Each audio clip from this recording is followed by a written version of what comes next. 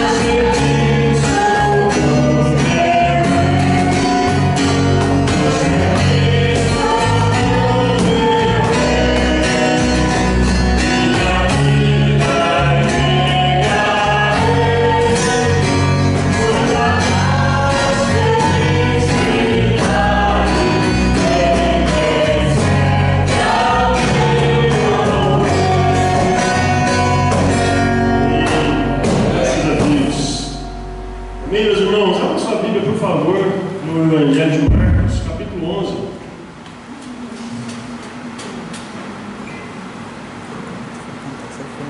Vamos fazer a leitura em Marcos, no capítulo 11.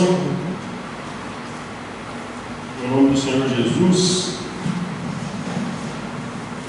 A partir do versículo 20.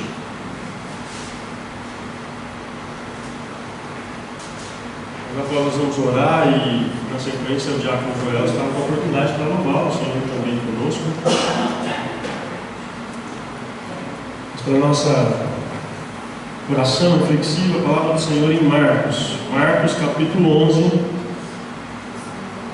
a partir do versículo 20, a palavra do Senhor diz assim: na manhã seguinte, quando os discípulos passaram pela figueira que Jesus tinha amaldiçoado, notaram que ela estava seca desde a raiz. Pedro se lembrou do que Jesus tinha dito à árvore e exclamou: veja, Rabi, a figueira que o Senhor amaldiçoou secou. Então Jesus disse aos discípulos: tenham fé em Deus. Eu lhes digo a verdade, vocês poderão dizer a este monte: levante-se e atire-se no mar, e isso acontecerá. É preciso, no entanto, crer que acontecerá. e não ter nenhuma dúvida em seu coração. Digo-lhes que, se crerem que já receberam qualquer coisa que pedirem em oração, lhes será concedido. Amém? Até aqui, irmãos, para nós orarmos, vamos pedir ao Senhor que receba nosso louvor, nossa adoração, nosso culto. Fale conosco no nome de Jesus. Quero convidar você a dobrar seu joelho para juntos todos orarmos, falarmos com o nosso Deus. Vamos juntos falar ao Senhor? Em nome de Jesus, oremos. Bendito Deus e Pai, nós estamos reunidos esta noite, Senhor, para te adorar, para te glorificar. E pedimos a Ti agora, Senhor, que perdoe os nossos pecados, Senhor. Que ministra o nosso coração pela palavra que vem do Seu trono, da Tua igreja, os Seus aqui presentes. Edifica-nos, Senhor, em nome de Jesus. Nós queremos ouvir a Tua voz, Deus, nós suplicamos a Ti, Deus, que nós para compreender a Tua vontade, para entender o Teu propósito das nossas vidas, em nome de Jesus, para a glória do Senhor Jesus. Fala ao nosso coração, a Sua bondade, o Seu Espírito, e habita em nós, está conosco, nos fortalece, em nome de Jesus. Atenda aos pedidos, Senhor, que são feitos, a nossa comunhão, deixa o nosso coração,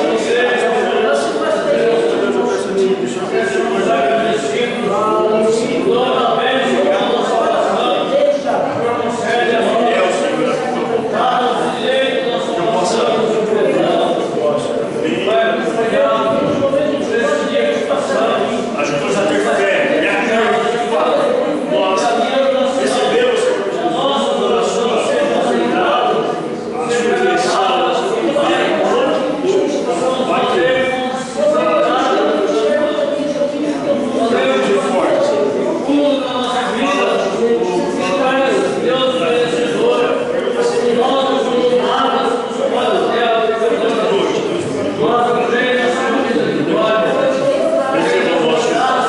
nosso louvor, nossa adoração, em nome de Jesus, da glória,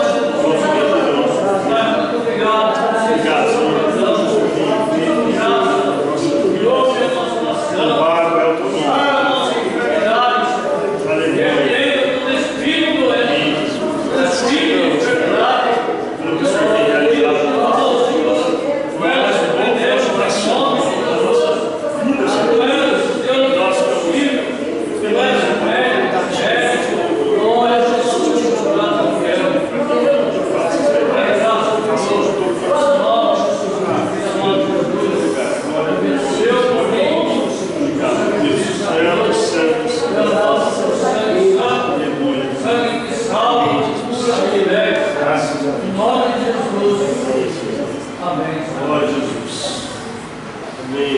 Graças a Deus. Nós somos muito felizes de nós poder se reunir como igreja para celebrar, adorar o nome do Senhor Jesus, que é o único digno de receber toda a honra e toda a glória. E é para Ele, por causa dele. A Bíblia diz que é por Ele, para Ele, por Ele, e dele são todas as coisas. E você está aqui por causa dele. Amém? Então vamos louvar o nome de Jesus. Quero contar o diácono, por favor, aqui na minha frente, ofertar também o seu louvor. Logo após o conjunto do homem, você está com a oportunidade da sequência da adoração. Louve ao Senhor com alegria, irmãos. Glória a Deus.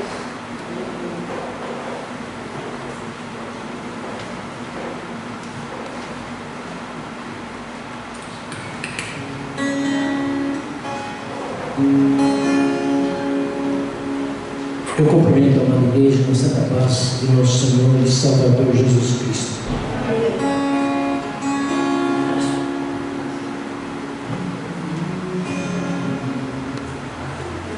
Sempre que eu leio a história de Cristo, eu fico a pensar com grande emoção no privilégio que muitos tiveram de ver o seu rosto, sentir sua mão.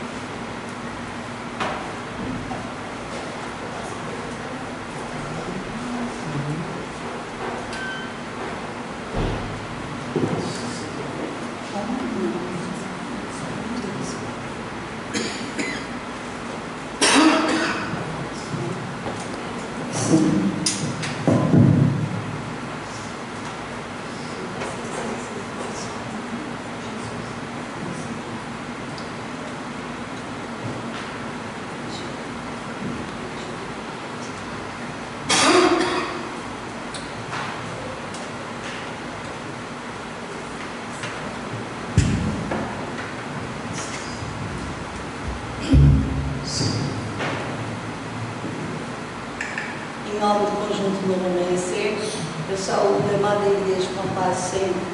Amém. Amém.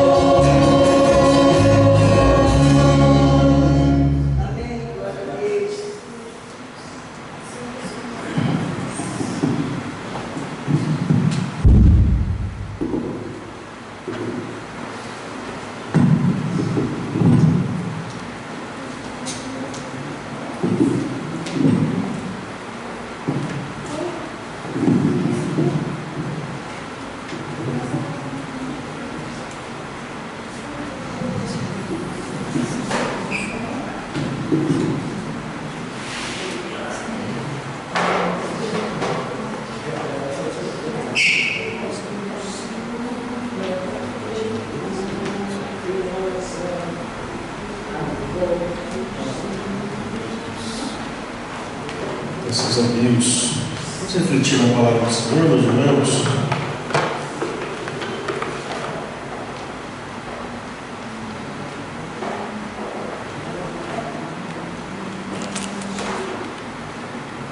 Se trouxe oferta, pode trazer, né? A gente acabou colocando aqui. Obrigado, boa noite.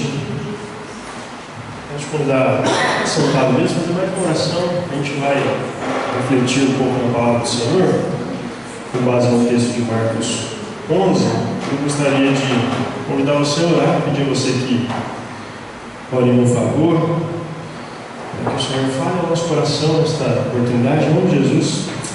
Senhor Jesus, nós vamos refletir, Senhor, em Tua palavra neste momento.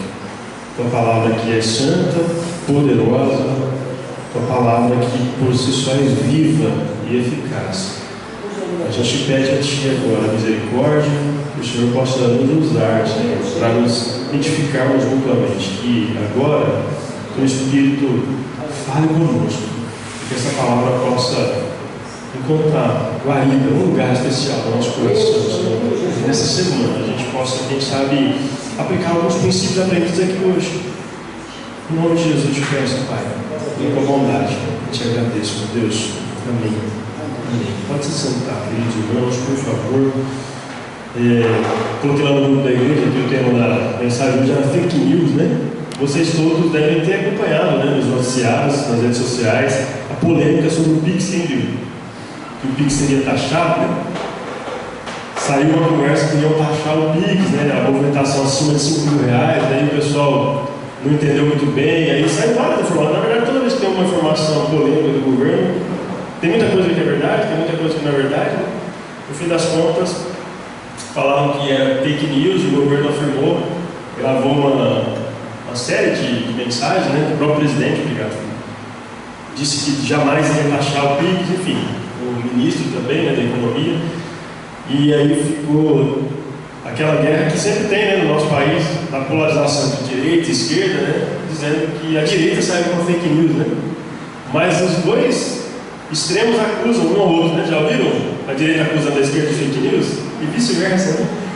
Na verdade, a gente precisa tomar muito cuidado e ter muito critério antes de comentar mesmo a notícia, saber as fontes, pesquisar as fontes, né? Porque tem muita mentira mesmo, né? Mas o que Jesus pensa sobre isso, e eu queria que a gente refletisse hoje, no que diz respeito a nós. Será que a gente tem feito fake news sobre nós? O que seria uma fake news sobre nós, né? Ou conhecido, lembra? Já ouviu falar de propaganda enganosa? Que é do comércio, né? Normalmente a propaganda enganosa é aquela que você vê um preço grande, né? Como oferta, e chega lá na hora, está escrito ali embaixo, bem pequenininho, né? A unidade, né? Não era tudo aquilo que estava ali aparente, enfim. Propaganda enganosa hoje, inclusive, dá processo, né? Quem entra. Fake news também dá, né? A propaganda enganosa que diz respeito ao mercado, você inclusive pode ser beneficiado por isso. Não sei se alguém já teve esse benefício. Eu já tive, por exemplo, não sei se vocês sabem, mas pelo Código do Consumidor, se embaixo do produto tiver um preço e o produto passar outro preço, você pode pagar o preço que estava lá, ainda que no sistema está diferente, né? Então, nesse caso, que eu peguei por um preço, eu sempre peço para rever o preço, né? Isso é nosso direito. Mas e sobre você? Quando as pessoas olham para a sua vida, o que elas enxergam? Elas enxergam uma verdade, uma fake news ou uma propaganda enganosa? Queria refletir aqui, se você puder deixar a sua Bíblia aberta no texto de Marcos, capítulo 11, será o texto da nossa reflexão. Quero ler aqui com vocês, a partir do versículo 11, a gente leu no versículo 20 a seguir, né? Mas eu queria ler um pouquinho antes, queria voltar um pouquinho antes daquela cena que a gente leu, quando Jesus se encontra com a figueira, né? O que Jesus fala? Que negócio é esse de maldição que a gente leu aqui, ó. 11 até o 14, se você puder encontrar na sua Bíblia, Marcos, capítulo 11, versículo 11 ao 14, está escrito assim, ó: Jesus entrou em Jerusalém e foi ao templo. Depois de olhar tudo ao redor, atentamente voltou a Betânia com os 12, porque já era tarde. Versículo 12: na manhã seguinte, quando saíam de Betânia, Jesus teve fome e viu que a certa distância havia uma figueira cheia de folhas e foi ver se encontraria figos. No entanto, só havia folhas, pois ainda não era o tempo de dar frutos. Então Jesus disse à árvore: nunca mais comam de seu fruto. E os discípulos ouviram o que ele disse. Bom, Jesus está passando por um momento bastante difícil, né? Não sei se vocês vão se situar, mas era a última semana como homem aqui na Terra, né? E tem um detalhe nesse texto bastante interessante, né? Que prova que o fato de Jesus era homem, né? Vocês perceberam? O texto diz que Jesus teve fome. Essa é uma das provas incontestáveis da humanidade de Jesus. Jesus era 100% homem, né? Quando ele veio, se fez carne, habitou entre nós, ele comeu, né, com as pessoas, com os seus discípulos. Aqui ele está com fome e nos próximos dias ele seria capturado, seria julgado, condenado, morto. Você já foi irritado quando você passou um certo período de fome? Eu fico me colocando no lugar de Jesus aqui, né? Claro que ele não pecou, né? Mas quando você está com fome, você fica bem? Ficar o dia inteiro com fome assim? Só vai ficar bem aqui comendo. Então imagina Jesus com fome, aí ele olha para uma figueira e fala: ali tem folha, então tem fruto, vamos lá ver. Chegar lá, não tem, e a fome dele continua. Fora o que ele iria experimentar. Imagina como estava a mente humana de Jesus aqui nesse momento. Eu queria que vocês colocassem no lugar de Jesus e pensassem um pouquinho como você ficaria nessa situação. Bom, essa semana foi intensa demais. O texto que a gente leu, ele está dentro desse contexto da última semana de Jesus. E aí, olha o que Jesus fala no versículo 3. A pergunta é assim: por que Jesus ele amaldiçoa a figueira, se não era tempo de ela dar fruto? Aí olha o que diz o versículo 3: se alguém lhes perguntar o que estão fazendo, digam apenas: o Senhor precisa dele e o devolverá em breve. Essa aqui é a entrada, né, de Jesus a Jerusalém, que mostra que ele está entrando. Quando Jesus entra em Jerusalém, ele já entra para caminhar rumo ao Gólgota, rumo à crucificação. Então esse texto aqui do versículo 3 mostra exatamente esta realidade. Mas a gente leu aqui, né, agora há pouco, que não era tempo de dar fruto. Então por que Jesus faz isso? Aí, irmãos, olha o que diz o versículo 1. Jesus e seus discípulos estão nesta região chamada Betfagé, que quer dizer casa dos figos. Então é um lugar onde se cultivava figos, é um lugar onde você vai atrás de figos, você procura figos ali. O figo é a fonte do alimento mais barato em Israel nessa época. No versículo 12 nós vemos que Jesus estava com fome, e quando ele avista essa figueira, ele vai ver se tinha fruto para comer, mas ele faz isso em vão, porque não tinha alimento. E a consequência foi a maldição da figueira. Jesus amaldiçoou a figueira para que ela nunca mais desse fruto. Parece muito estranha essa atitude de Jesus, sendo Jesus fazendo isso. Mas não era estranho, porque tem dois detalhes que são extremamente importantes nesse texto. Para a gente entender essa chave, essa estranha atitude de Jesus. Primeiro, ele observa de longe uma figueira que tem folhas. Se tem folhas, era para ter algo mais. Segundo, ele foi ver se tinha alguma coisa. Por que Jesus foi até a figueira? Tem duas épocas, né, para a frutificação dos figos, segundo os historiadores: no final do outono e no início da primavera. Não sei se alguém entende o figo aqui, entende? Já plantou figo? Os figos pequenos crescem dos brotos da última safra e começam a aparecer no início do outono, final do mês de março, ali aproximadamente, e eles podem ser colhidos em maio, junho, né? Final do outono. Enfim, até o final de agosto ou outubro é para ter figos ali. Mas aí ele olha e ele não vê, porque em alguns casos, mesmo não sendo a época, em alguns casos aparecem figos antes, tá? Por isso que Jesus vai até aquele momento, mesmo não sendo a época. Mas se tem folhas, Jesus deduziu que teria. Mas aí ele diz no verso 14: nunca jamais como alguém fruto de ti. Eu queria que a gente parasse e refletisse aqui um pouquinho nesse texto. O que esse texto tem a ver com a gente? Essa figueira, essa maldição. Será que Jesus queria ensinar alguma lição para os seus discípulos? Bom, ela aparentava ser o que não era. Essa é uma verdade que a gente descobre nesse texto aqui. Ela prometia muito, mas não tinha nada. Ela estava fazendo uma propaganda enganosa. Havia uma fake news naquela figueira, né? Ela mostrava ser uma coisa e na realidade era outra. Então, isso desagrada o mestre de maneira extremada, eu acho, por conta de tudo que ele estava vivendo. E quer saber mais uma coisa? Jesus ele não estava tão preocupado com a comida assim. Na verdade, a figueira era símbolo de Israel. Vocês sabiam disso? Israel é chamado de figueira, é conhecido, né, como uma figueira. Em particular, os fariseus, os saduceus, os escribas são a figueira de Israel. Esse povo apresenta nessa didática de Jesus aqui, ele está falando com a figueira, mas pensando nesses fariseus, saduceus, escribas, porque eles faziam propagandas enganosas de si mesmos. Eles eram um povo que aparentavam ser muito dedicados a Deus, mas que na realidade tinham nenhum fruto para mostrar. Já viram Jesus debatendo com o fariseu, com o escriba aqui? O pessoal chama ele de hipócrita, enfim, por causa dessa questão mesmo. Então, a maldição da figueira é uma espécie de maldição para Israel. E Israel recebe revelações especiais de Deus, mas eles tinham um exagero no cerimonialismo, no tradicionalismo, eles tinham muitas exibições, mas pouquíssimos frutos.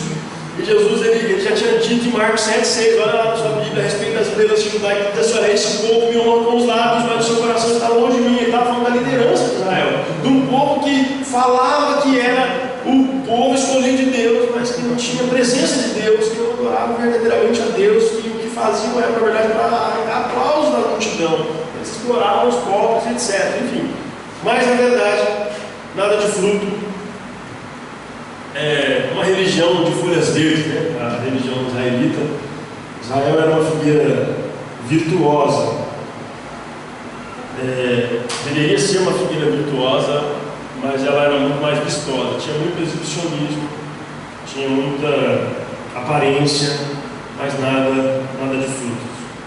Muitas folhas verdes, mas nada de fruto. Enfim, o que a gente aprende com esse texto quando a gente para pensar aqui? É que nenhum cristão, nenhum seguidor de Jesus pode fazer propaganda enganosa de si mesmo, pode compactuar com fake news. Né? Todo cristão precisa dar fruto. Nós somos chamados para dar frutos. E o que a gente faz aqui, quando estamos reunidos, é realmente parte dessa frutificação, graças a Deus. E também o que nós fazemos no nosso dia a dia. As pessoas precisam olhar para nós e verem não apenas folhas verdes, mas frutos espirituais, frutos de justiça, frutos da graça de Deus. Nós somos servos do Senhor, amém? E por isso eu queria trazer algumas reflexões para nós nesta noite, algumas razões pelas quais nós devemos dar fruto. Primeiro,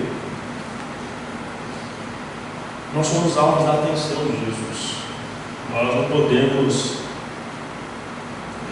compactuar, né, fazer propaganda enganosa de nós mesmos, porque nós somos alvos da atenção de Jesus. Jesus está nos vendo. Versículo 11, Jesus entra em Jerusalém e vai até o templo, e diz o texto que ele vê tudo ao seu redor. Na Bíblia, na versão que eu li, diz que ele olha atentamente. Não sei se na sua Bíblia tem algum termo que destaca isso, mas ele diz: tendo visto tudo ao redor, tudo. Ele observa tudo à sua volta. Ou seja, Jesus é um excelente observador. Jesus sabe tudo que está acontecendo na nossa vida. Versículo 12 diz que ele sai de Betânia, que é uma cidade que estava aí a uns 3 quilômetros de Jerusalém.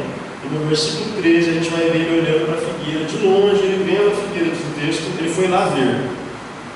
No texto original aqui, a ideia de ir lá ver é a ideia de prestar atenção, de olhar com mais precisão. Né? Jesus ele não está vendo a gente apenas de longe. Jesus ele olha para a nossa vida com muito critério. Ele olha e conhece cada parte da nossa vida, do nosso dia. Lembra que a figueira representa Israel, né? Então Jesus vê a figueira. E o que a gente entende? Que a gente precisa, se nós somos Israel de Deus hoje, Israel espiritual ou não, fazemos parte do povo de Deus. Então nós entendemos, o texto está dizendo para nós que nós precisamos dar fruto, porque todos nós somos alvos da atenção de Jesus. Ele sabe como está o seu dia, ele sabe como está o seu trabalho, como está a sua família, como está a sua escola. Ele vê como você e eu nos comportamos no nosso dia a dia. Acho que tem duas questões importantes aqui nesse texto. Saber que Jesus está nos vendo nos traz segurança. Porque às vezes nós nos sentimos sozinhos, né? Já se sentiu sozinho, solitário, já se sentiu numa situação assim, poxa, como é difícil, ninguém está vendo a minha situação, o seu sofrimento, mas o texto está dizendo que Jesus está vendo, ele sabe o que está acontecendo com você.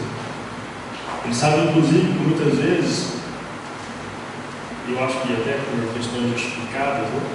Porque nós falhamos. Ele conhece a nossa fragilidade.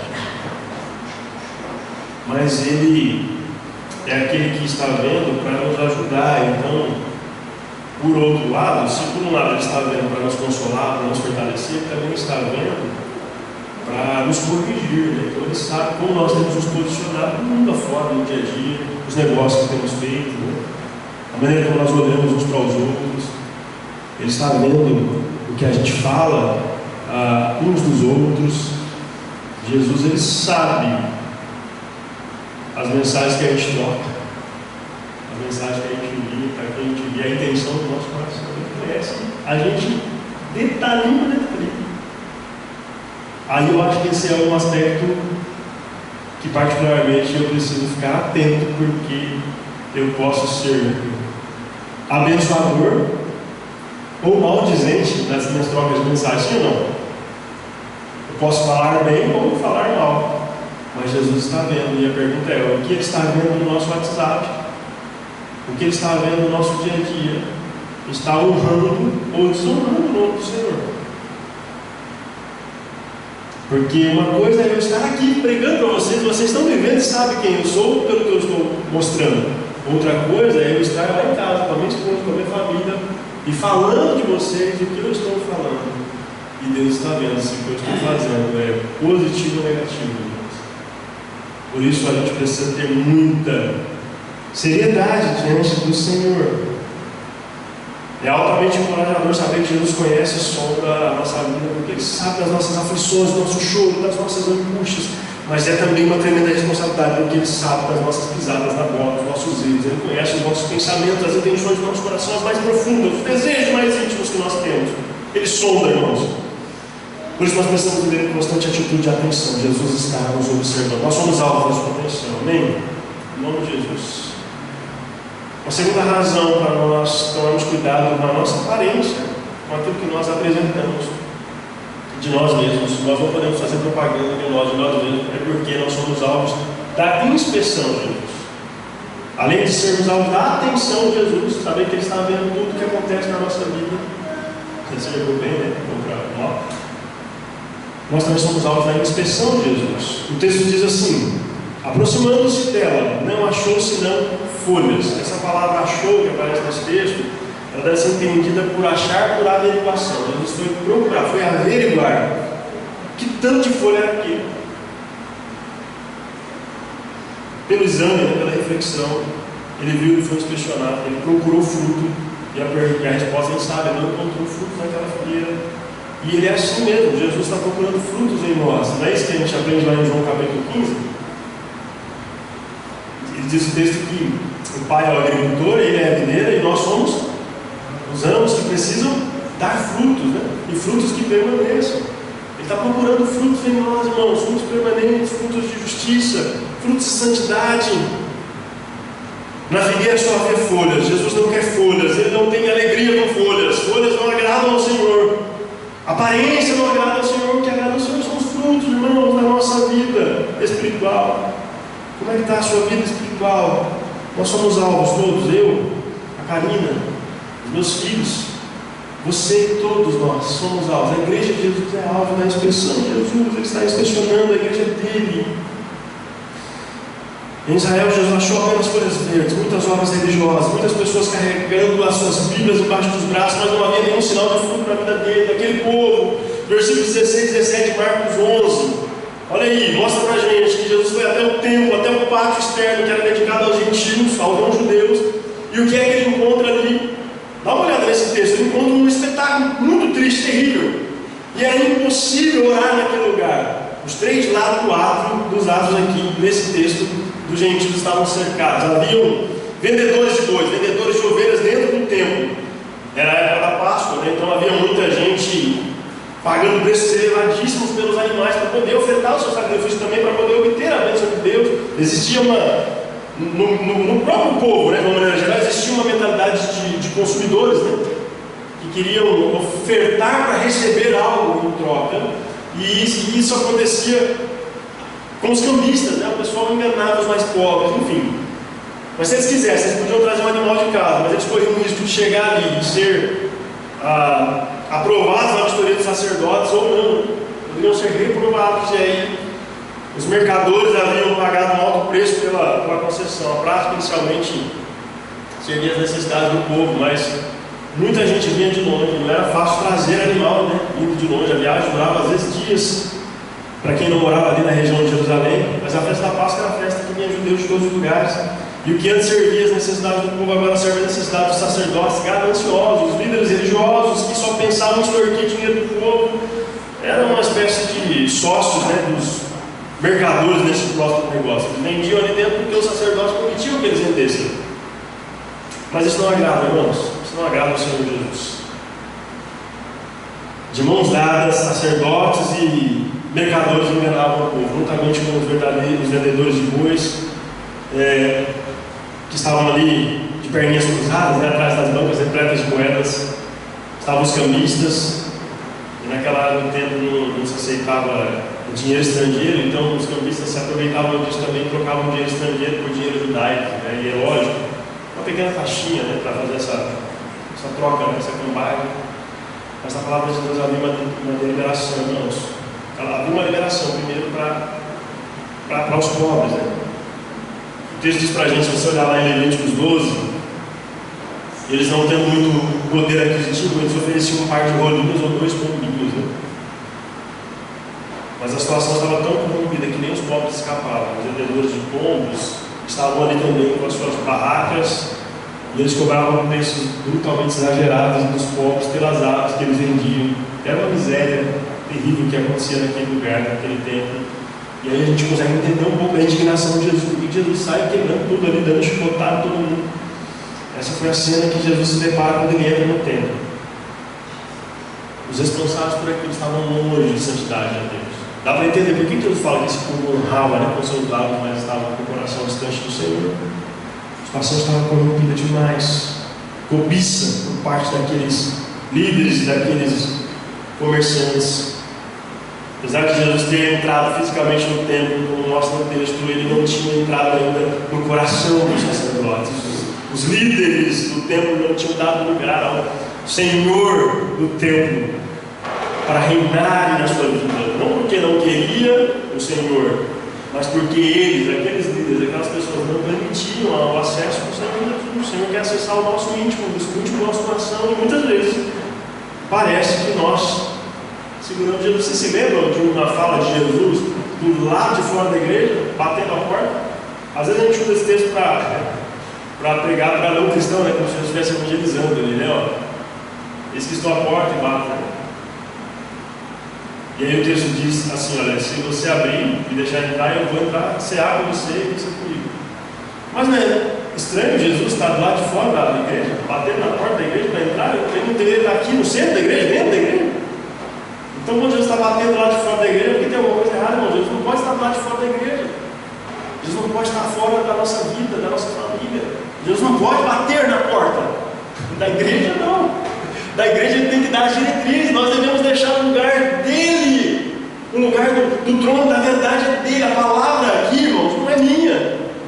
Eu sou apenas um sacerdote como vocês. A palavra aqui é dele. Então eu não posso tirar Jesus do centro dessa igreja. Quando eu canto, eu não posso cantar outra coisa senão Jesus. Eu não posso pregar outra coisa senão Jesus. Na igreja de Jesus, irmãos, quem tem proeminência é Ele. Amém?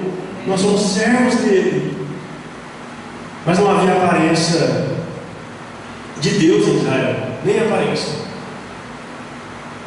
Nós precisamos frutificar, irmãos. Igreja precisa frutificar. Fruto é compromisso verdadeiro com Deus, é caráter cristão, é ser diferente. Nós temos Jesus na nossa vida, nós frutificamos, nós devemos mostrar nossos frutos em casa. Como que a gente faz isso? Sendo fiéis ao nosso cônjuge, honrando, né, nossa esposa, nosso marido, os filhos honrando os pais não irritando filhos, lembra desses princípios que a gente tem no livro de Efésios? mulheres se submetendo ao marido, homens respeitando as mulheres, amando as esposas como Cristo amou a igreja, enfim. No dia a dia da escola, né? Cadê o Estevam? Acho que é o único adolescente que ainda vai para a escola, né? Não colando na escola, né? Não respondendo aos professores. Mas enfim, a gente precisa, né? Quem faz faculdade, né? Pode colar, né? E pode fazer plágio, né, nos trabalhos. Isso é pecado, não. A gente precisa ser fiel, íntegro nos nossos negócios, com justiça, enfim. Na igreja a gente precisa ter convivência, né? Submissão à liderança, respeito uns com os outros, né? Honrando, servindo uns aos outros, tratando o outro como superior a nós, não é isso que Paulo diz aos Filipenses? É nosso papel, irmãos. Na sociedade a gente precisa respeitar as autoridades, cumprir a lei, pagar os impostos. Não tem gente que não paga imposto, não, dá um jeitinho ali, né? Não, irmãos, a gente tem que ser correto diante de Deus. Produzir frutos é isso, é ser santo como Jesus. Ele diz: sejam santos em toda a vossa maneira de viver. Por quê? Ele está inspecionando, ele tem interesse de como está a nossa vida espiritual, a nossa conduta no mundo.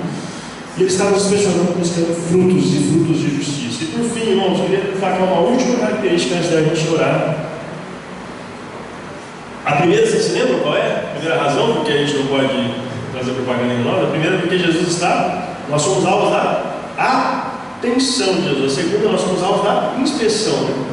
Não apenas por fora, mas por dentro. E por fim, nós somos alvos da avaliação de Jesus. Jesus também nos avalia. A pergunta é: como é que nós estamos nessa escola espiritual? Estamos sendo aprovados ou reprovados em nossa conduta, em nosso caráter, em nosso dia a dia? Por quê, irmãos? Toda avaliação ela tem ou aprovação ou reprovação, não é isso? Quem já reprovou aqui no teste de habilitação?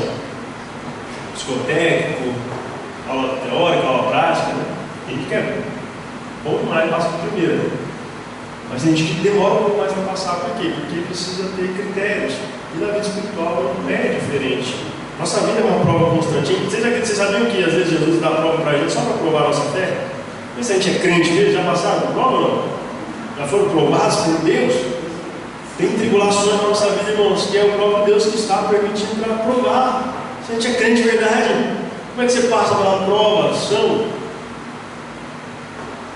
Meus amados irmãos, qual foi a avaliação de Jesus em relação à figueira? Olha o versículo 14, por favor. Jesus, ele olha para aquela figueira cheia de folhas e o que ele diz para ela? Aprovou ou reprovou? Ele a condenou, né? Não teve conversa com a figueira, não. Ele estava reprovando a atitude de Israel com isso, obviamente. Não é apenas a árvore ali, né? Lembra? Era um símbolo de Israel. A religião de folhas foi condenada por Jesus. Então, a gente precisa ter muita atenção aqui. Eu e você, né? Você e eu estamos sujeitos à avaliação de Jesus. Porque ele pode aprovar ou reprovar, que talvez seja pesado o que eu estou dizendo aqui. E aí eu gostaria de pedir aos irmãos que me perdoassem, se estiver muito pesado o que eu estou falando. Mas a gente precisa entender de uma vez por todas quem é Deus. Que Deus nós estamos servindo.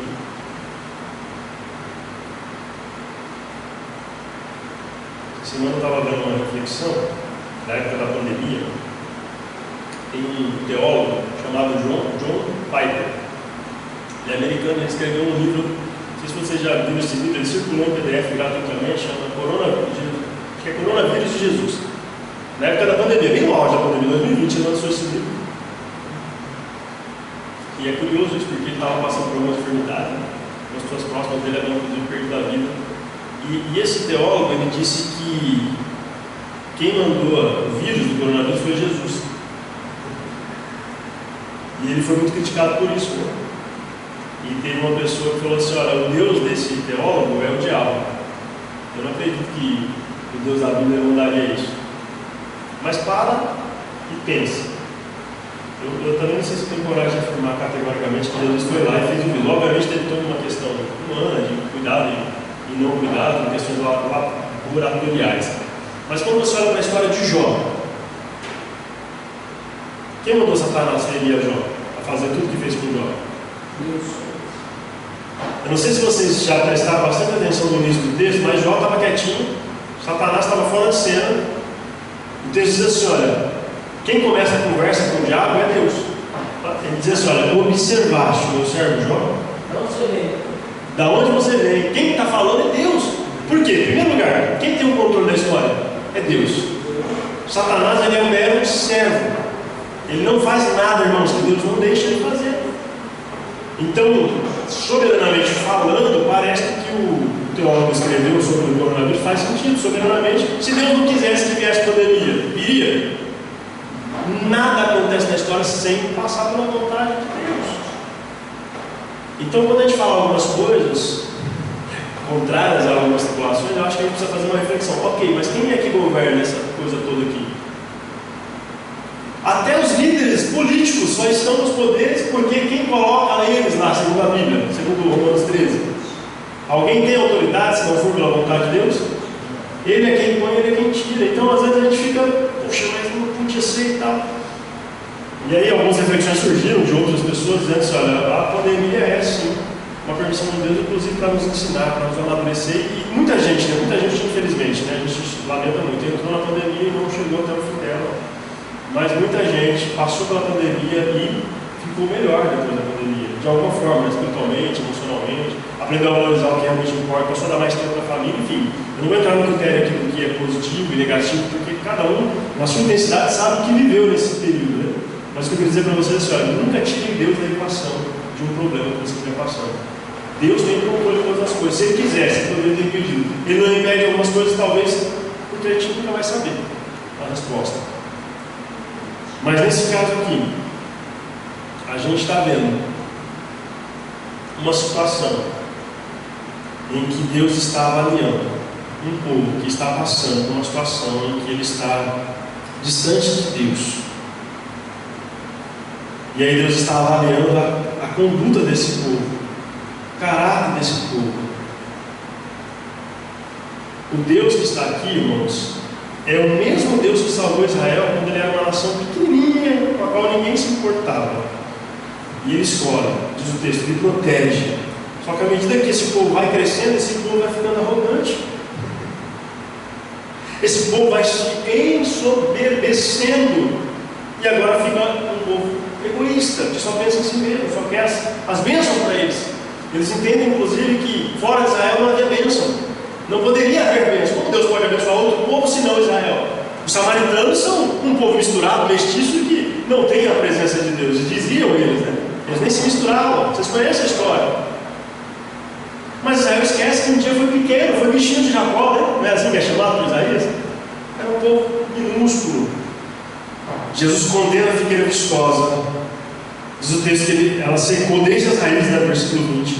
A morte foi total e foi irreversível. E é preciso, irmãos, pensando no reino de Deus, é preciso produzir, é preciso se empenhar, é preciso servir o Mestre com o trabalho cristão como nós cantamos. Vocês cantaram de verdade aqui, no serviço do meu rei, eu sou feliz, e tudo que você tem, você vai empregar? A pergunta é verdade isso? Você emprega tudo que você tem no serviço do seu rei? É assim que a gente precisa enxergar. O que nós temos, na verdade, só o temos por causa dele. Então, o que nós temos, na verdade, é dele, pertence a ele. Não é assim que a gente falou também aqui no início, porque dele, por ele, para ele são todas as coisas. Então, se você achar que você tem alguma coisa, você já não entendeu quem é Deus e quem é que está conduzindo a sua vida e a sua história. Jesus está insatisfeito com a conduta de Israel, porque Israel acha que é alguém sem a bênção de Deus. Se alguém permanecer em mim e eu nele, este dá muito fruto, disse Jesus em João 15,5. Muito fruto. Você não pode ficar feliz com um fruto pequeno. Com um fruto em um período. Você me perdoe de novo. Não, mas eu já ouvi muito isso, né? Eu espero que eu não diga isso quando eu estiver ficando mais velho, né? Perdi a franqueza aqui, né? Alguns irmãos mais velhos que eu, que com idade vai ser pai e avós mesmo, né?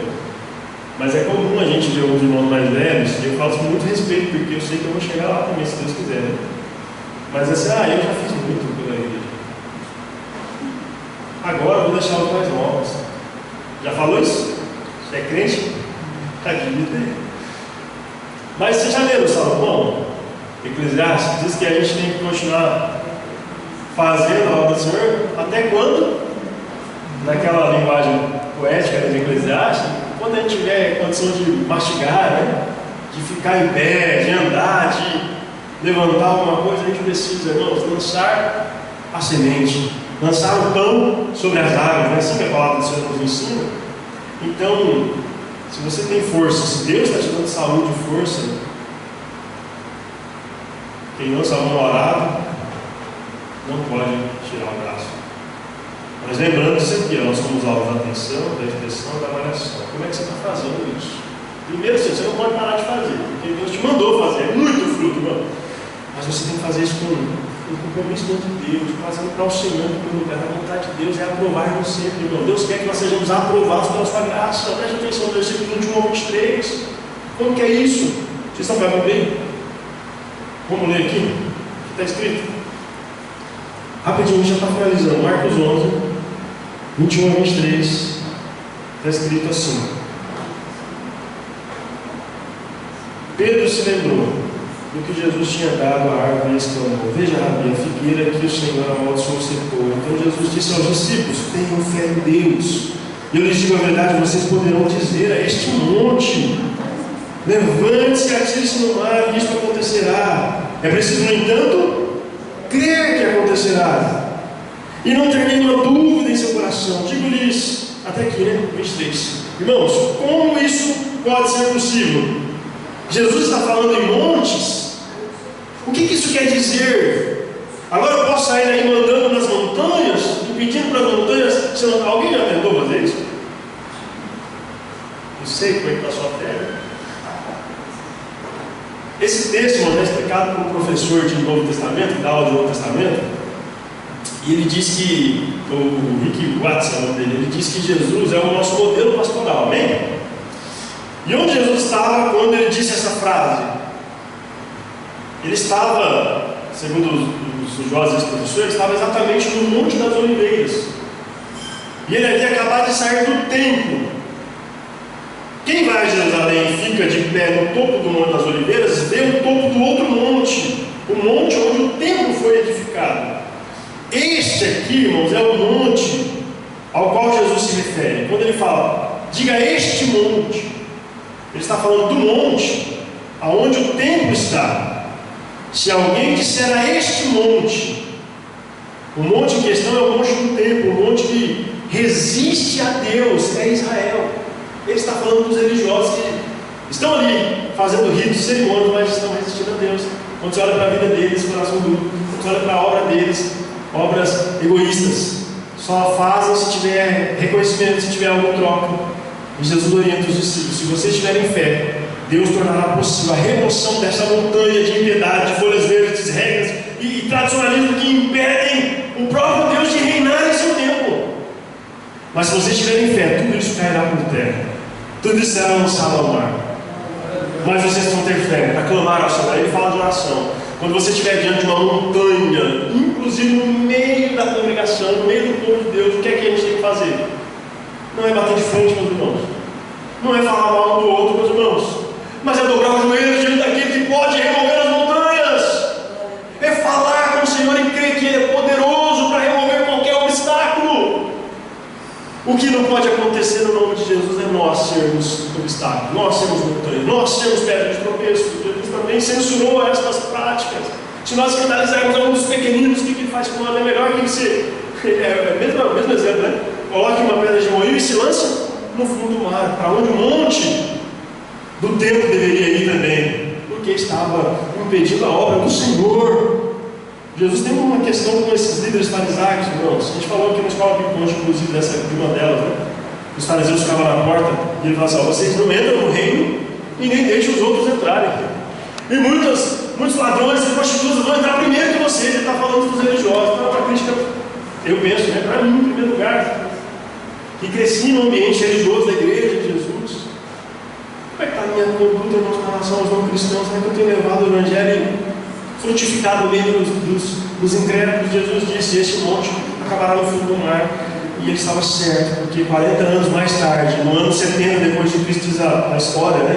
Aquele monte foi submerso pelo roldão da história, né? Aqueles que fizeram a sua vontade permaneceram. A igreja venceu e chegou até nós. Mas o tempo, né? Deus falou assim: olha, não ficará pedra sobre pedra. Foi a profecia que ele fez, se referindo ao templo de Jerusalém, que foi realmente derribado na época do imperador romano. Se hoje nós existimos aqui, irmãos, é porque ontem, no passado, homens e mulheres se dispuseram a frutificar, a levar a mensagem do Evangelho que chegou até nós, produziram. Nem Israel, nem Roma, ninguém parou a igreja de Jesus. Por maiores que sejam os obstáculos, por maiores que sejam as montanhas, elas sempre vão afundar. Amém? Porque maior é o que está em nós do que o que está no mundo. Então, para que você seja aprovado na avaliação de Jesus, permaneça firme no centro da vontade de Jesus. Eu quero terminar lembrando aqui de uma situação que aconteceu durante a Segunda Guerra Mundial. Apareceu nos jornais ingleses um anúncio solicitando mensageiros voluntários para os encarregados pelos alarmes anti-aéreos. O anúncio dizia assim: rapazes de 16 anos para cima, como mensageiros, apresentar-se à chefia do alarme anti-aéreo. Tem um rapaz chamado Derek Bilfors, 14 anos apenas. A história diz que ele se sentiu chamado a fazer algo por seu país que estava sendo devastado pela guerra, e ele oferece o seu serviço, mas ele é recusado por causa da sua idade. Mas a história diz que ele não desiste, e ele apresenta-se repetidas vezes, até que no final ele consegue ser aceito de tanto insistir, e ele recebe uma incumbência de levar as mensagens aos encarregados do alarme antiaéreo em várias partes da cidade. Então ele sai distribuindo as mensagens que iam para ele. Era costume dele, após retornar de uma missão, dizer respeitosamente, ele falava o seu nome e dizia, relatando, entreguei a mensagem. E certo dia, quando ele voltava de um dos seus compromissos, ele passou por um prédio que havia sido recentemente demolido por uma bomba, e a equipe de resgate estava freneticamente trabalhando ali naquele monte de coisa demolida, né, para afastar o entulho. E o Derek ouviu um choro de criança, e ele ofereceu sua ajuda, e aceitaram a ajuda dele. Então ele desceu para o porão, e ele encontrou a criança, e ele levou a criança para os membros da equipe de resgate colocarem para fora do perigo ali. Mas antes que ele pudesse pôr-se a salvo, a parede desabou, imprensando ele, sem ele ter tempo para fazer nada absolutamente. Quando lhe perguntaram se queria enviar o último recado a alguém, ele respondeu: digam simplesmente Derek Bilfors relatando, entreguei a mensagem. O Derek tinha uma missão, entregar a mensagem, e até o fim da sua vida ele foi fiel a essa missão, entregou a mensagem. Eu não sei qual é a sua disposição, né, para cumprir a missão que Deus colocou na sua mão. Até onde você está disposto? Nós somos chamados para cumprir a missão de frutificar. A nossa missão é essa: cumpra a sua missão, frutifique. Jesus está voltando, nós somos alvos da sua atenção, da sua inspeção, da sua avaliação. E Ele voltará, irmão. A palavra do Senhor não mente. Para uns Ele dirá, Mateus 25:41, matai-nos porque eu não escolhi. Para outros que foram fiéis até o fim, Ele dirá, vinde benditos do meu Pai. Mateus 25:34. Qual grupo você está? Naqueles que estão sendo fiéis ou naqueles que estão ignorando a mensagem do Senhor? Termino com um texto que está em Apocalipse 2:10. Não temas as coisas que estáis para sofrer, ser fiel até a morte, e dar-te-ei a coroa da vida. Vamos ficar em pé para a gente chorar? O Senhor está dizendo para nós que a gente não precisa ter medo do que pode acontecer com a gente, se a gente permanecer fiel. Mesmo que a gente morra, a coroa está reservada. A coroa de justiça está reservada para nós. Então que Deus nos ajude, irmãos. Nós precisamos orar uns pelos outros. Que Deus nos ajude a de fato viver a vontade dEle. Que a gente não, em hipótese nenhuma, né, Deus, não permita que a gente seja reprovado, que a gente fale por impedir alguém, né, de acessar o que eu dizer. Pelo contrário, né, que Deus continue nos ajudando a sempre capacitar alguém, discipular alguém, muito feliz hoje, né? Porque o Gessé ganhou um presente, né? E o Gessé, ele ganhou esse presente porque nos cultos, nos lares, ele fica tocando, marcando com o passo do banquinho, né? E aí os irmãos bondosamente, né, perceberam o interesse do Gessé e deram esse presente para ele. A gente vai tentar treinar ele, né? Mas é assim que importa esse área. Às vezes é uma atitude que a gente talvez não tenha tanta dimensão, né? Mas isso na mente de uma criança, isso o ajuda inclusive a se empenhar, né? A gente precisa fazer isso mesmo, isso faz parte da nossa frutificação, né? Isso é apenas uma criança, mas quantas pessoas à nossa volta têm potencial, né, para desenvolver e para frutificar? E a gente pode ajudar, né? Os nossos dons, os nossos talentos, quem você pode ensinar? Quem você pode ajudar? Não nesse esforço, Deus quer usar a sua vida. Desde as maneiras mais simples como as mais complicadas, complexas. Deus continua usando a vida de cada um de nós. Eu queria orar por você, pedir a Deus, juntamente comigo, pela obra do Senhor mesmo, né? Que o Senhor possa continuar edificando o seu povo. Esse povo é dele, né? Ele pertence a Ele, nós pertencemos a Ele. Deus é o dono dessa igreja e Ele vai continuar sustentando até aquele dia, né? E a minha oração é para que todos nós estejamos do lado daqueles que vão ouvir a sua vinde, bendito de meu Pai, possuir por herança o reino que está preparado. Vamos orar?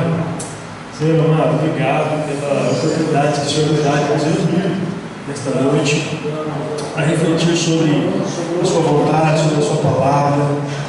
Como é bom servir ao Senhor, como é bom frutificar e ver, Senhor, os frutos do trabalho dos nossos irmãos. Eu peço a Ti, Senhor, que na sua atenção, na sua inspeção, na sua avaliação sobre a minha vida, onde eu tiver alguma falha, Senhor me corrija, Senhor me ajude a melhorar, para a Tua glória, Senhor. Não para os irmãos verem apenas, mas sobretudo para que o Senhor veja a realidade que está acontecendo, meu Deus. Não deixe a gente cair na tentação, Pai, de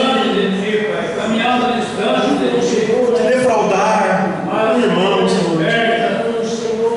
Eu acho que a gente fica chateado às vezes, entristecido, mas não deixa a gente entristecer os outros, Senhor. Ajuda a gente a te falar coisas que eu a sua palavra, do seu reino. Essa obra é do Senhor Jesus. Mas nós somos teus servos e queremos servir com excelência, Deus. Ajuda a gente no mal. E quando a gente estiver se sentindo sozinho, Senhor, quando a gente estiver se sentindo desprezado por alguma razão, ajuda a gente a ver que o Senhor está do nosso lado, nos sustentando, nos fortalecendo, nos conduzindo, meu Deus. E vai nos usar aonde nós vivermos no nosso dia a dia, onde estivermos. E aonde nós colocarmos a nossa mão, Senhor, nós possamos honrar o nome de Jesus. E que ali possa haver a bênção do Senhor Jesus, possa haver prosperidade para a glória do Senhor Jesus.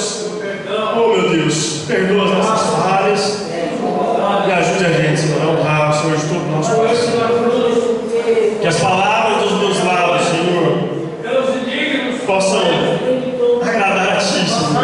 Que o nosso coração possa honrar a Ti, Senhor. Em nome de Jesus.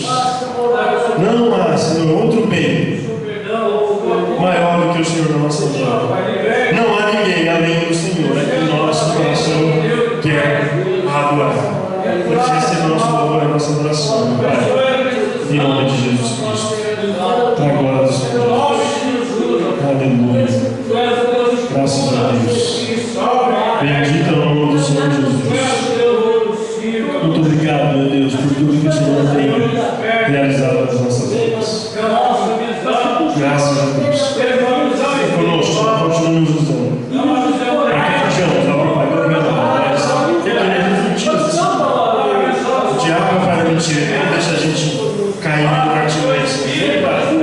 Para ensinar, para mentir, para mas que a verdade seja nosso primeiro e último compromisso. No nome de Jesus. Obrigado, meu Deus. Bendito seja o teu nome. Graças a Deus. Amém, Senhor. Amém, Jesus. Glória a Deus. Amém. Vamos louvar o Senhor. Em nome de Jesus. Peço a gentileza ao conjunto para nos conduzir neste momento. Vamos caminhando para o final do nosso encontro já, irmão, mas vamos adorar o Senhor Jesus Cristo nesta noite, ainda mais uma vez.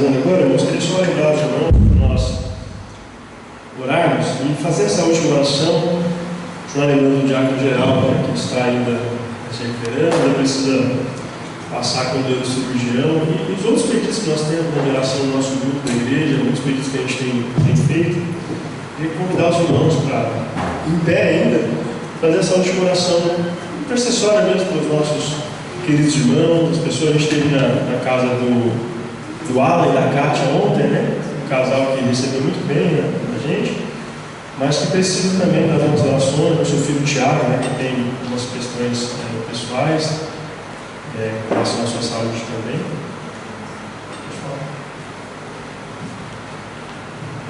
Senhor, boa noite. Eu quero fazer um pedido de oração. Eu coloquei no grupo essa semana que uma colega minha de trabalho, muito próxima, né, uma amiga, o pai dela teve uma complicação na hemodiálise e acabou indo para a UTI.